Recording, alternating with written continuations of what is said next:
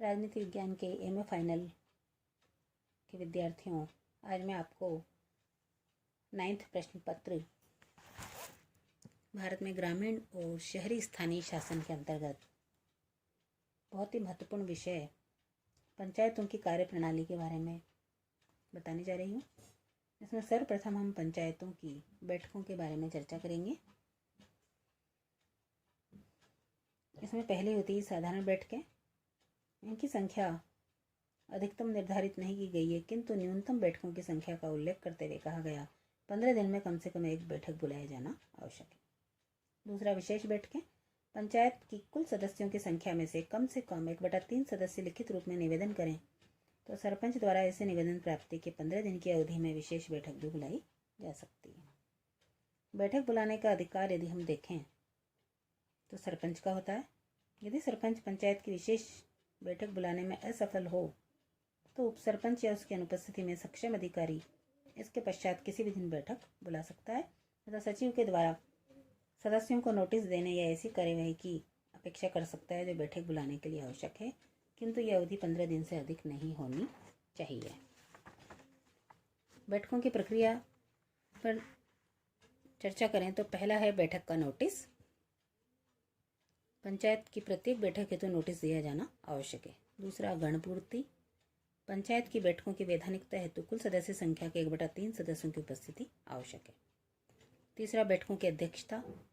पंचायत की बैठकों की अध्यक्षता सरपंच द्वारा तथा उसकी अनुपस्थिति में उप सरपंच द्वारा करने का प्रावधान है, और यदि ये दोनों ही अनुपस्थित हों तो उपस्थित सदस्य अपने में से किसी एक सदस्य को अध्यक्षता करने के लिए चुनेंगे, परंतु ऐसा सदस्य हिंदी पढ़ने लिखने में समर्थ होना चाहिए।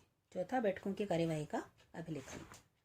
बैठक की कार्यवाही का जो कार्यवृत्त है पुस्तक में लेखबद्ध करना अति आवश्यक है। पांचवा, मतदान एवं संकल्प। पंचायत की सभी बैठकों में निर्णय उपस्थित तथा मतदान करने वाले सदस्यों के बहुमत से होता है। और पंचायत के आदेशों की क्रियान्विति देखें तो पंचायत को अपने आदेशों की क्रियान्विति का अधिकार तो दिया गया है, इस हेतु प्रत्येक व्यक्ति के लिए अनिवार्य है कि वह पंचायत द्वारा पारित साधारण तथा विशेष आदेशों का पालन करें। यदि कोई व्यक्ति इन आदेशों की अवज्ञा करे तो पंचायत उस पर 200 रुपये तक का जुर्माना भी कर सकती है। अब हम देखते हैं कि सरपंच की शक्तियां, कार्य और कर्तव्य क्या है। तो राजस्थान पंचायती राज अधिनियम 1994 में इनका उल्लेख किया गया है, जो इस प्रकार से हैं। पहला, ग्राम सभा की बैठक बुलाना तथा अध्यक्षता करना। दूसरा, पंचायत की बैठक बुलाना तथा अध्यक्षता करना व विनियमित करना। तीसरा, पंचायत के अभिलेख का संरक्षण। चौथा, वित्तीय प्रशासन करना। पांचवा, प्रशासनिक पर्यवेक्षण तथा नियंत्रण रखना। छठा, रिपोर्ट, विवरण तथा अभिलेख प्रेषित करना। सातवां, अधिनियम से संबंधित कार्यों को व्यवहार में लाना। आठवां, पंचायत तथा सरकार द्वारा निर्दिष्ट नियमों का निर्वहन करना।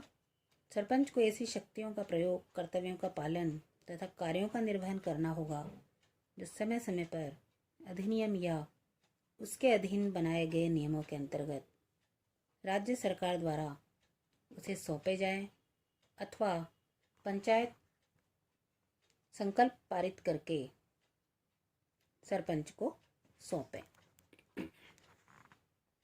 अब यदि हम उप सरपंच की शक्तियां, कार्य और कर्तव्य देखें तो राजस्थान पंचायती राज अधिनियम 1994 में उप सरपंच के लिए भी दायित्वों और शक्तियों का उल्लेख किया गया है, जिसमें पहला है सरकार द्वारा प्रायोजित कार्य करना।